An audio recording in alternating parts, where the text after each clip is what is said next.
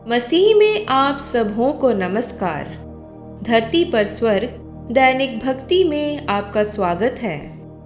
आज का दिन शुक्रवार 25 तमूज जुलाई 7। अपना विश्वास बनाए रखें। दानियल अध्याय 3 वचन 25। फिर उसने कहा, अब मैं देखता हूँ कि 4 पुरुष खुले हुए आग के बीच टहल रहे हैं और उनको कुछ भी हानि नहीं पहुंची, और चौथे पुरुष का स्वरूप परमेश्वर के पुत्र के सदृश है। दानियल पुस्तक के अध्याय 3 में हम राजा नबूकदनेस्सर की कहानी पाते हैं। उसकी सोने की मूरत और वह आज्ञा कि हर कोई उसकी पूजा करे। जब शद्रक, मेशक और अबेदनगो ने इस सोने की मूरत के आगे झुकने से इनकार कर दिया, तो उसने उन्हें धधकते हुए भट्टे में फेंकने की धमकी दी। परंतु वे तीनों इजरायली लड़के अविचलित रहे। वे केवल इजराइल के परमेश्वर पर विश्वास करते थे और उन्होंने अपना विश्वास नहीं छोड़ा। हम आपके देवता के आगे नहीं झुकेंगे, उन्होंने राजा से कहा। आप अपना भट्टा सुलगवा सकते हैं, आपको जो करना है करें। उनके साहस और दृढ़ता ने राजा को आग बबूला कर दिया। इसलिए उसने आज्ञा दी कि भट्टे को 7 गुना अधिक गर्म कर दिया जाए। हमारा परमेश्वर हमें आग से बचाने में समर्थ है, परंतु यदि वह ऐसा ना भी करे तो भी हम नहीं झुकेंगे। उन्होंने आगे कहा, ठीक है फिर। और उस पर क्रोधित राजा ने गुस्से में कहा, हम देख लेंगे। जब अंततः इन इजरायली लड़कों को भट्टे में फेंक दिया गया, तो आग इतनी गर्म थी कि उन्हें अंदर फेंकने वाले पुरुष भी इस प्रक्रिया में मारे गए। आग के अंदर उनके हाथों और पैरों के बंधन जल गए, लेकिन आग से उन्हें कोई नुकसान नहीं पहुंचा। वे उठ खड़े हुए और आग के बीच टहलने लगे और बहुत संभवतः प्रभु की आराधना करने लगे। राजा के आश्चर्य का ठिकाना न रहा जब आग में एक चौथा मनुष्य भी उन तीनों युवकों के साथ टहलता हुआ दिखाई दिया। प्रभु आग में उनके साथ शामिल हो गए थे और उन्हें बचा लिए थे। इस प्रकार ना तो राजा नबूकदनेस्सर की धमकी और ना ही उसके क्रूर कृत्य उन युवकों के विश्वास को दबा सके। परमेश्वर ने यह सुनिश्चित किया कि वे विजयी होकर बाहर निकलें।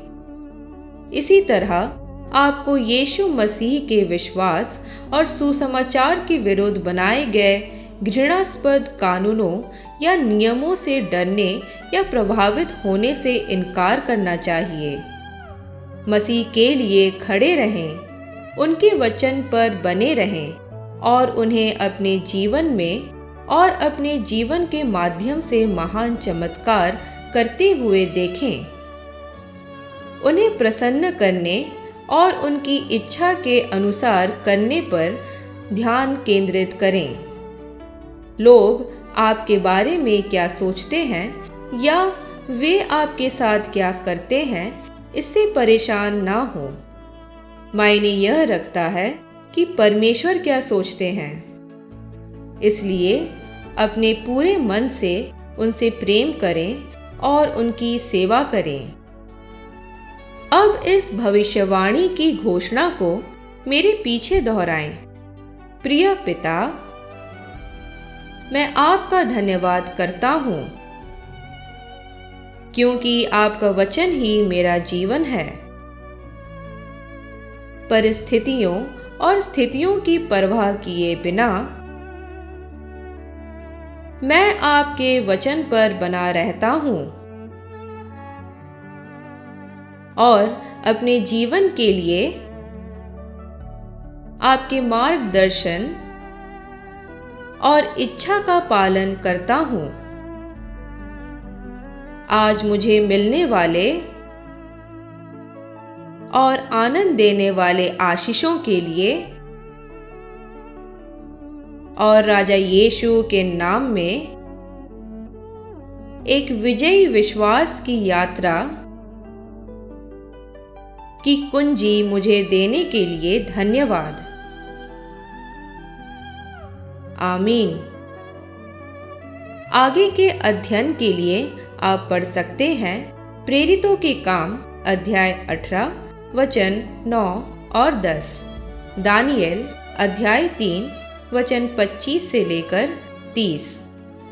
यदि आप 365 दिनों की बाइबल पठन चुनौती में भाग ले रहे हैं तो आज के लिए आपका पाठ है निर्गमन अध्याय 16 से लेकर 18। प्रिय संत, आप महिमा में प्रकाश में चमकने के लिए बनाए गए थे। अपने जीवन से परमेश्वर की महिमा को प्रज्वलित होने दें और परमेश्वर के संग एक बेहतरीन जीवन के निर्माण करने की प्रक्रिया का आनंद उठाएं। आज राजा यीशु के नाम में आप पर बोले गए भविष्यवाणी की बातें आपको हिम्मत दें और मजबूत करते रहे। आमीन। कल तक के लिए हिया बांधे रहे। Shalom shalom.